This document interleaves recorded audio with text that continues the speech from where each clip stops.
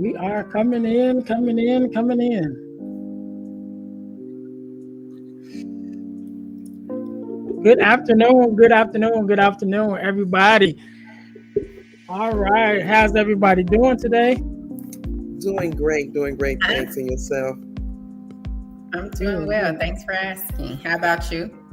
I am doing well. I'm turning the music off. Had a had a nice service today at church. Got to run the cameras for our two services this morning, so excited about that.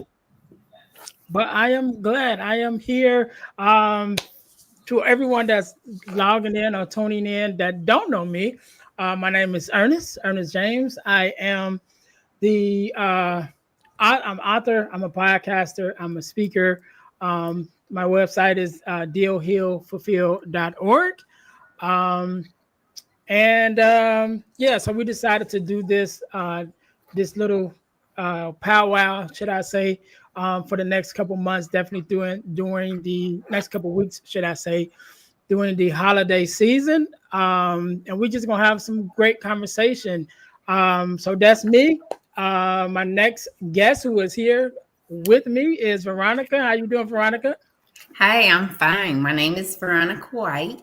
I have a non-for-profit. It's called Help from a Sister, where we cater to single parents, providing the tools, techniques, and resources to help them transition their life from one stage to the next.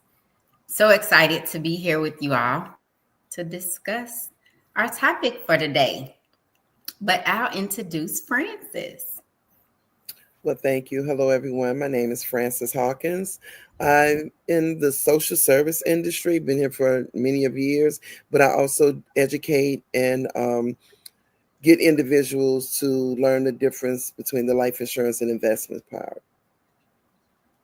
All right, all right. So we all met in our entrepreneurs group that meets once a month here in the Chicagoland area. So definitely shout out to all of our entrepreneurs that is a part of that group. We meet once a month, every third Friday, I believe is our date that we meet. Um, Yes. uh, Yes. so definitely shout out to that. You guys definitely those who are available, entrepreneurs or want to be preneurs, however they say that. You guys might want to come join us sometime on our third Fridays that we meet of every month.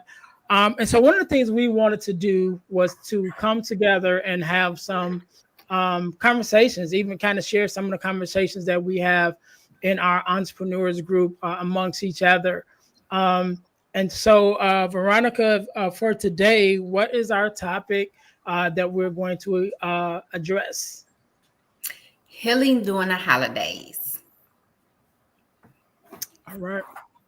Okay. So, before we get started, I do want to let you all know we are not licensed therapists.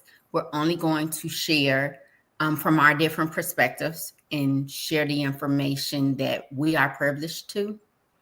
We are going to provide some statistics. And then if anybody wants to chime in or send us a message, you're more than welcome to join in the conversation and share with us some things that you're doing to cope during the holiday seasons with the grief or the loss of a loved one. All right, all right. So, just myself, this holiday season was really, what should I say? Just Thanksgiving is what we just passed recently. It was kind of laid back for me. Me and my daughter went to some family houses and ate, and she came back home, and I went and spent a couple hours with my dad. You know, just watching a football game. So that's kind of how I spent my Thanksgiving. How about yourself, Veronica? My Thanksgiving was really quiet. My youngest grandson wasn't feeling well, so we stayed in the house majority of the day. But I wound up going to my cousin's house because my mom was there, and she don't get out too much. So I wanted to go hang out with her for a second. So it was really quiet. Francis, how was your holiday? It was great. I went to my daughter's house. She actually done the cooking. I did cook some things at home, but it was really great to spend time with them. And I had the grandchildren. and they're gone now. And so,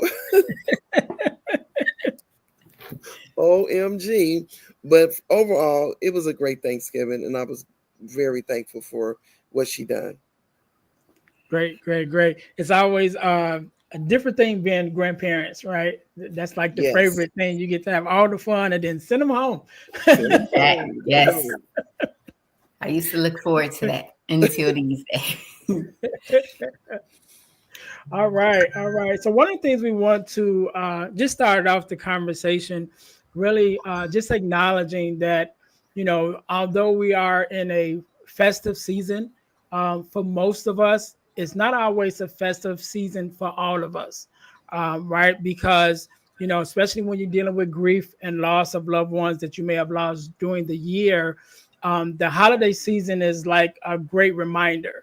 No matter how far you've come in your grief journey, when the holidays come around, especially let's say Thanksgiving, which we just passed, those empty seats at the table that was filled last year, but now are empty this year, brings back to the reality, of that loss that some may have faced at that time. So we really want to just kind of acknowledge that and have this conversation around that, like how do we even deal with it ourselves, and how what advice could we give you know in addressing those seasons of loss, and acknowledging that again the holidays for most is a festive time, and even though there is some joy, if you've had a loss, it brings back to our memories those things that those things and those persons that we may have lost, and even acknowledging, and I'll mention this, and I'll ask you guys, even in your own lives, one of the things that I wanted to acknowledge is that a loss, right, doesn't necessarily have to be a person. It can also be a thing, right? It can be the loss of a pet, it can be the loss of a job, it can be the loss of a dream, you know, you maybe even the loss of a business. We just came out of COVID and a lot of businesses shut down, and some businesses have been, in existence for a while, even coming out of COVID. Our church, which myself and the senior pastor started, we were open for 10 years, and we end up closing our church doors at the end of COVID. And so definitely, loss can be a array of different things, but grief can hit just the same in every area. So, I mentioned about our church closing down. So that definitely was a loss for me in the last couple of years. Either one of you have any loss personally, or should I say recently, that you're kind of dealing with even in your own journey? Well, I'm going to say not recently, but it's okay to feel sadness or lonely or even frustrated when around this season, right? Acknowledging those feelings rather than suppressing them helps starts the healing process. So find a group of people that you can speak with. But for me, yeah, grief hits you at different times, and there's no right way to deal with it. Well, for me, I'm going to say, I look back on the memories and say, man, it was a blessing that I was able to be around that person, or that person was here for this brief amount of time. So I try to focus on the positive, even though I don't feel like it's okay. Like that person shouldn't have left. They left too soon. However, I do focus on, I enjoy the fact that they were here and I miss them. So sometimes I might try to do something for someone else to make them feel good, and it's going to put a smile on my face. What about you, Francis? Well, for me, grieving during the holidays is a little bit different. I do more a little tear shedding, but then happiness because of the moments that we were able to share together, or things that they done, or like my brother, he he makes the best. He made, because he passed now, the best briskets I had ever tasted. And so one of myself and my god sister were talking about him, and she was like, "I never tasted brisket like that."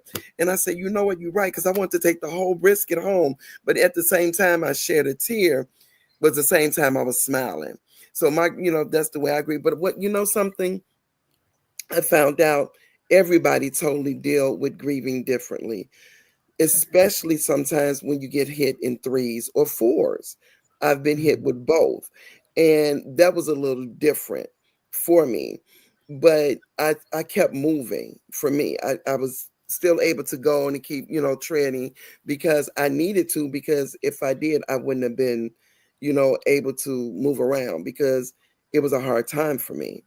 And now what I'm doing is being able to support others, because I have a multitude of people that have recently just lost their loved ones, like for them back to back, two girlfriends that lost their moms, and a friend of mine that lost three of his family members. So it just taught me how to be able to support them, to check on them more, to see how they were doing and things to that nature. So we all do grieve differently, and as you said, Veronica, at different times.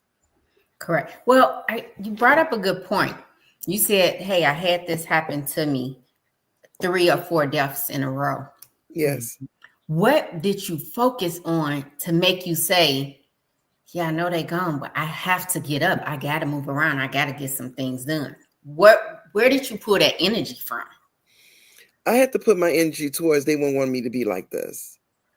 They wouldn't want me to wallow. They wouldn't want me to be depressed. Even when one of my other brothers lost his son, his only son, and I went down there to be with them. But at the same time, they're mourning, and I'm mourning because they're mourning. You know what I'm saying? But I knew that they didn't want me to be as sad, even though I lost my nephew, but they lost their only son, so I had to kind of like keep it moving. I knew they weren't going to want me to be this way.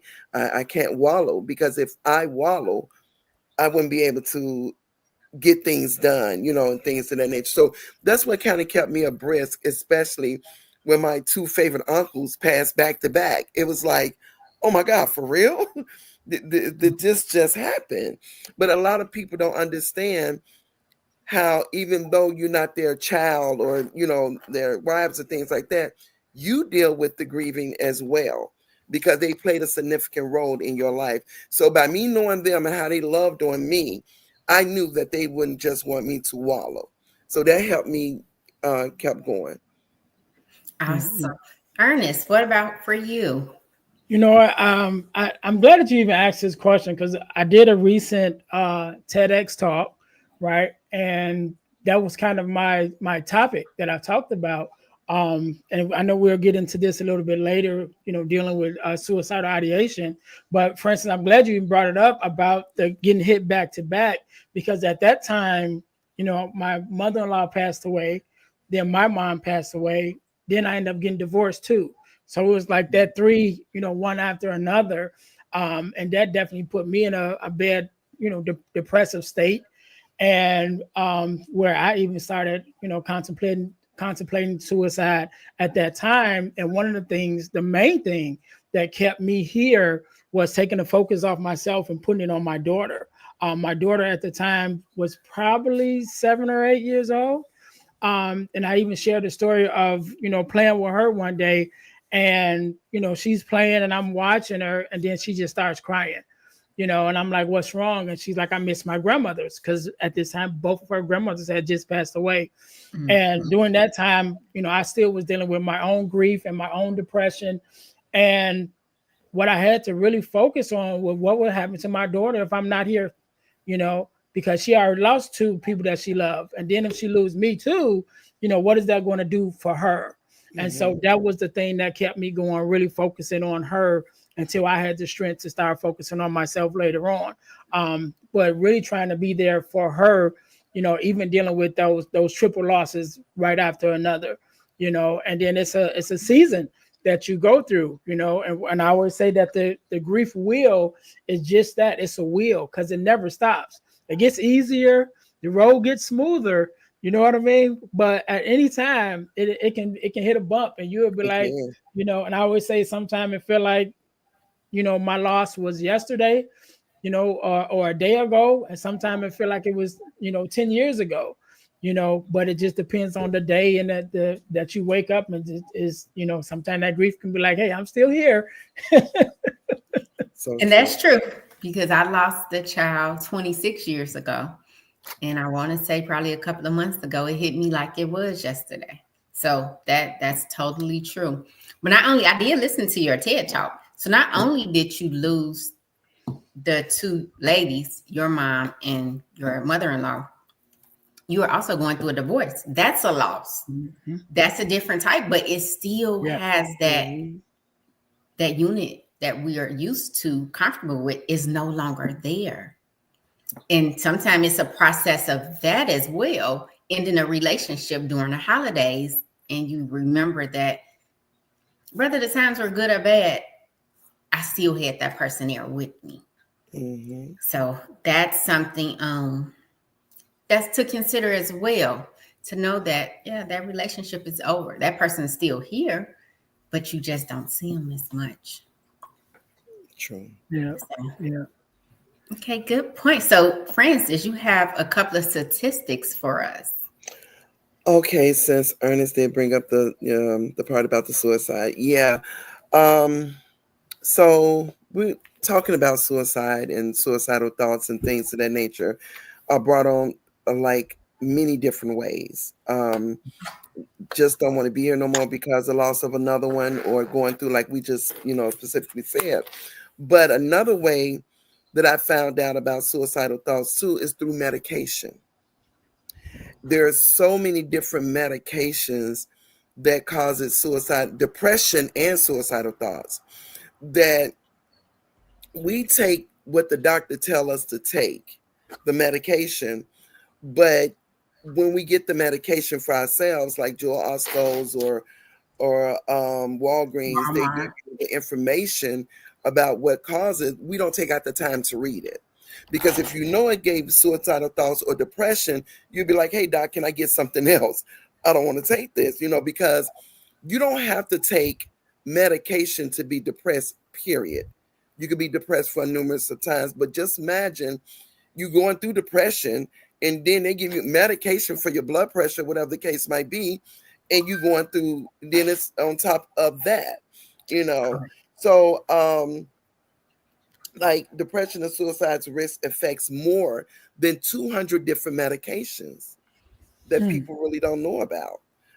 So my advice to people: take out the time, read the medication, see what are the side effects, and not just take the medication that the doctor say, oh, take this, see what's going to better work for you, because all side effects are different on different people. Correct. It was also the excuse me. But you know what? Speaking on that, when they go to they can call a pharmacist back to say, can you Yes. go over with me the different side effects? Because sometimes if they're taking medication for high blood pressure or diabetes, 2, 3 different types of medication can Yes. all have a side effect A that different gives you depression and Yes, suicidal thoughts.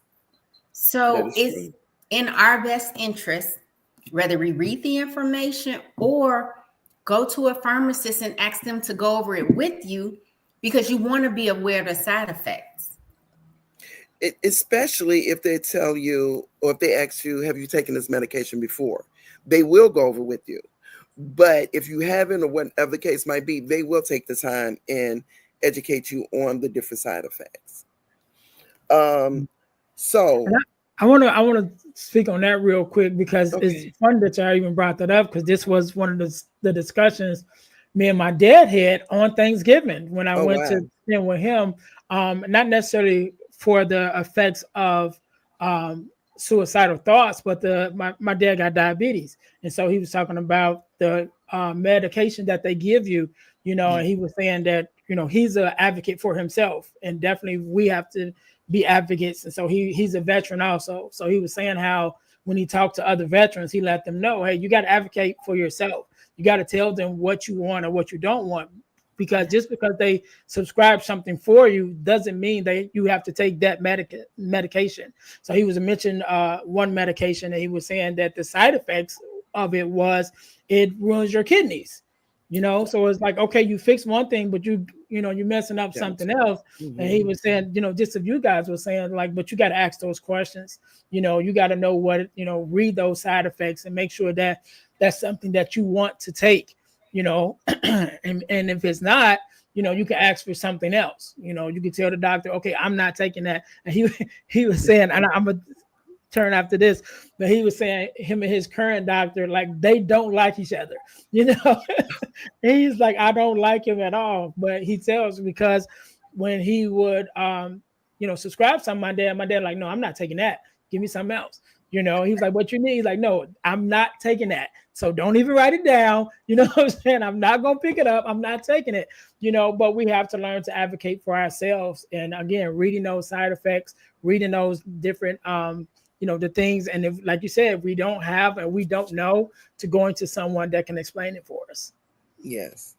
Correct. So another thing that I found out is that when it come down to suicide, over 49,000 people died by suicide in the year 2022. And that death comes from it came from 11, let me get it together. One death every 11 minutes. One suicide death every 11 minutes. That was going on. I'm like 49,000. That was a lot. Mm-hmm. That was a lot. And not knowing the causes of it. And then we're on the other end like, okay, what is it something we could have done differently? Is it, what was going on with them that, they couldn't talk to us and everything. And so, Ernest, I was glad that you put the number, because they might not want to talk to us. They might want to need to talk to somebody other than us, because they might be embarrassed that they have any thoughts, but not even knowing why they're having these thoughts, not knowing it's the medication or going through depression causes the suicidal thoughts and things to that nature, So I'm glad you put the number up there. If you can, reiterate it again for whoever might have came in late or don't see it, that'd be great. And to give it to people that they might know, because I've seen and heard people saying they feel like, and what it's going to do for me now, when I see somebody posted on Facebook, to reach out to them. They might just need to talk to someone. You know what I'm saying? Because sometimes I see them like, oh, they're going to be all right. But no, they might not be all right. Then if it's something I could do to help change it, it'll make me feel bad that I didn't. So yeah, that's basically.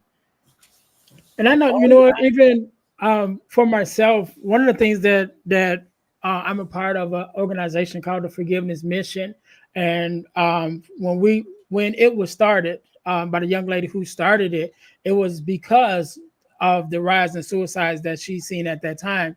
And in our conversation, when I first heard that statistic that you just gave, Francis, when we were doing our forgiveness workshop, which is a free workshop that we do every other month, right? So actually, this month we got one that's coming up. Could you could But you we also talk put that about, yes, I in the will. link, and if Yeah. someone, yeah. Right, because I want to say that's on September 9th, right? No, we got one coming up this month. The second, I want to say the Oh, second I'm saying Saturday September, December this 9th. month. Yeah, December. December. I'm way back. Veronica, in you seen the look? I'm like, But that was the first time that I heard that statistic, oh right? wow. When we were having that conversation, and our forgiveness, our workshops is usually about an hour or so. But just thinking about every 11 minutes, of just thinking about that in the midst of us having a conversation about it, how many people that passed away, from suicide just within those couple minutes, even while we're talking about it. So we definitely want to make sure that, if you are dealing with, suicidal ideations, number one, don't be ashamed, especially in this climate that we're in now, and really acknowledging um, the mental health space that so many are dealing with. I think we all some level are dealing with some kind of mental health. I don't want to say issue, but a mental health issue, for lack of better words. Some affects us differently than others, but I think that's where we are now, and we definitely have to acknowledge that. So we can't be ashamed. And even myself, giving my talking about, when I was having my bouts of suicidal ideation, after coming out of it, on my podcast, I was talking about it. And after the podcast, my sister called me, my baby sister called me and was like, how did you get so depressed to the point that you're talking about killing yourself? And none of us know. I got 8 siblings. She was like, none of us Wow. know out of the 8, like nobody. And it was because we're not having the conversations. I wasn't having a conversation, and so since then, I try to have the conversation more often with whoever would listen, because I know, especially as men, we're not too quick to say, okay, I'm dealing with this, but if someone is vulnerable enough, which I am, to say, hey, this is what I dealt with. I dealt with the depression. I dealt with the divorce. I dealt with the suicidal ideations. Then it opens up the door for other men and just other people in general to admit, like, you know what, I'm going through that too, because that, like I said, I think we all dealing with some kind of mental health issue. That's true. And what I like to add to that is healing doesn't have to be a solo journey. Like, that's why we're getting together, having this conversation. We're going to have different types of conversations to let you know it's okay to have those conversations. Reach out to friends, family, support groups, people who understand, who want to uplift and encourage you. And that's where we're here today. We're here to have the conversations, to let you know, hey, if you're available and you want to find some people that's inspiring, uplifting, and encouraging, we meet the third Friday of every month and we try to support each other. And now we want to support other people in the community to let them know, like, hey, life is everyone, it's a self journey. You don't have to travel it alone. You can have some people that encourage you on your journey.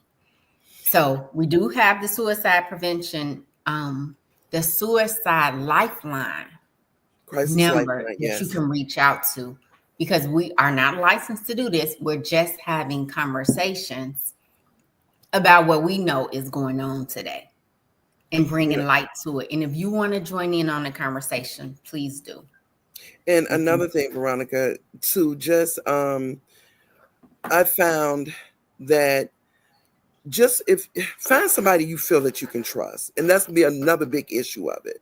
People like, well, I didn't think I could talk to this person without going and tell somebody else, and then being pointed the finger. That's another major role too. Find somebody you can trust. That's why you have the number, because if you can't trust your surrounding people, this person don't even know you, that will not judge you, and people are looking to be judged.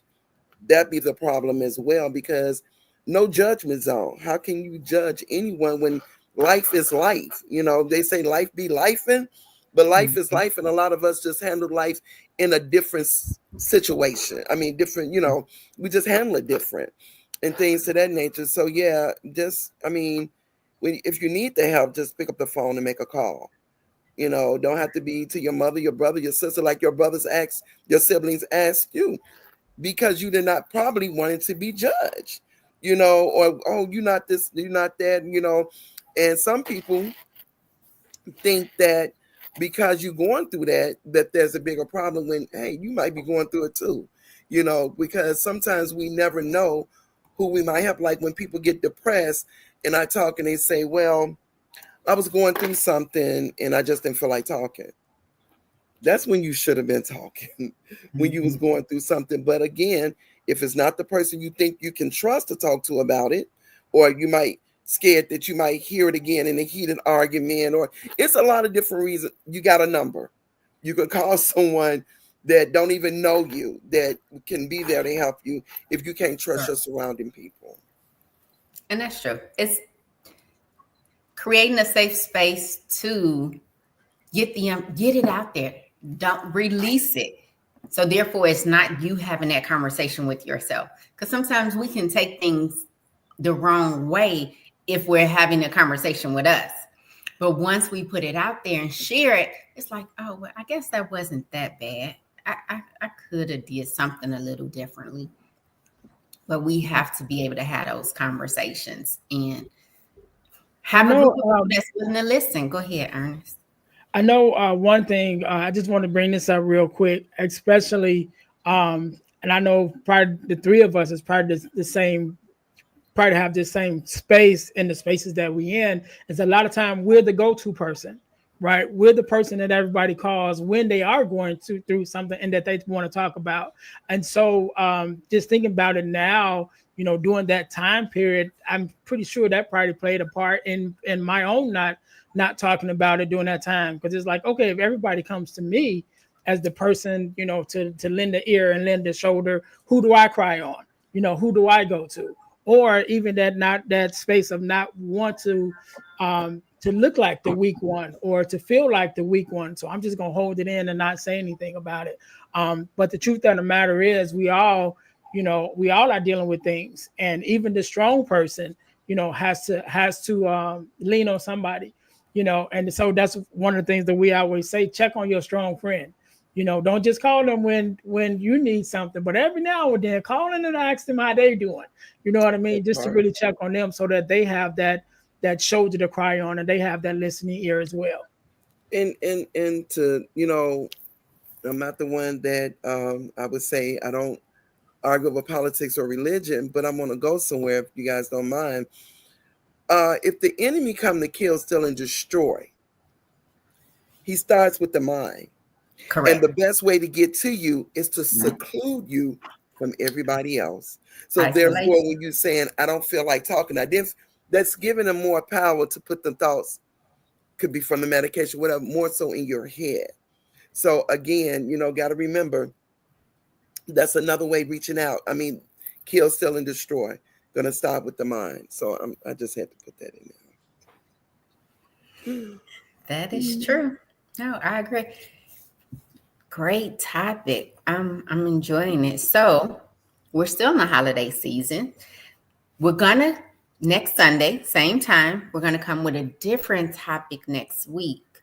So if you have a topic that you want us to discuss, if you can leave it in a comment section, then we'll research it. But I know a couple of topics that are dear to me that I know we're gonna discuss is autism, being on an autism spectrum, ADHD, how do families go out and get the services or help that they need for their loved ones?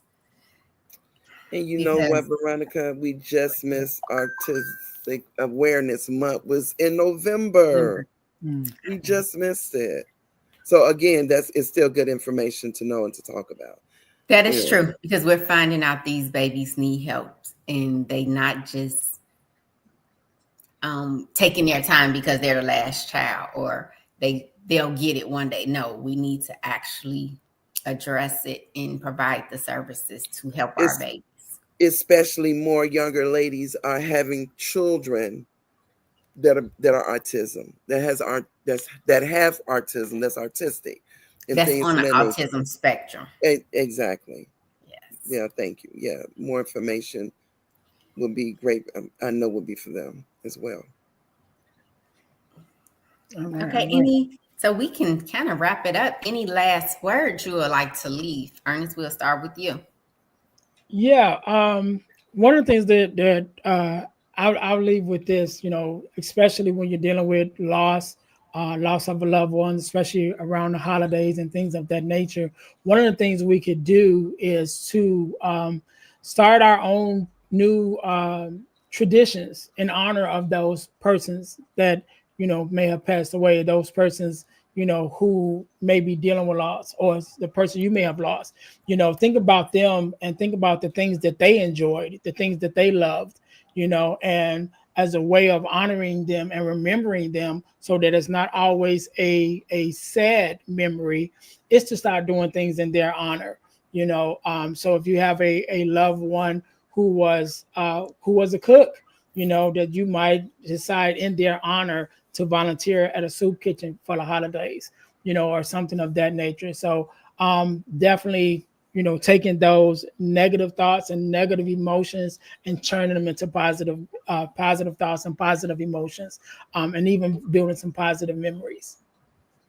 Oh, awesome. I love that. Now, when my children were younger, around Christmas time, I'll tell them, hey, let's go take some toys and buy it for someone else. So you get to pick out something that we're going to donate to a homeless shelter or another child that's in need.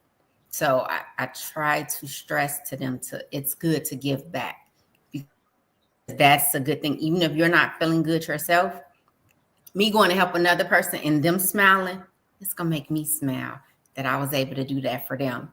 And therefore, it increased the endorphins in me to not feel so bad. And to always practice gratitude. Be grateful for where you are right now.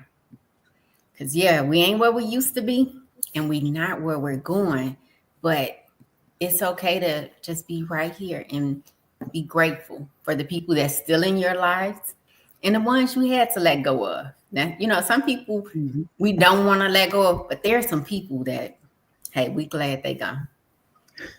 So we want to embrace that. Real quick, Veronica, because you mentioned about having your kids do choose a toy to give away to someone. Tell us a little bit about your organization and this toy drive that you have coming up too, because that's coming up in the next couple weeks. Thank you. I didn't even think about that. Yes, on December 20th, Help from a Sister, in partnership with Toys for Tots, we're giving away toys. If you go to our website, www.helpfromasister.org, you can fill out the form. I think I have to submit the forms by December 10th, but anybody that submits the form to me before December 10th, then Toys for Tots is going to help me provide toys for families in need. So again, I'll put my website on the link. Oh, thank you. You did it already. Yeah, so go there, fill out the application. Or if you know of anyone that's having a hard time and need a present, please share the link with them so therefore they can fill it out for their kids.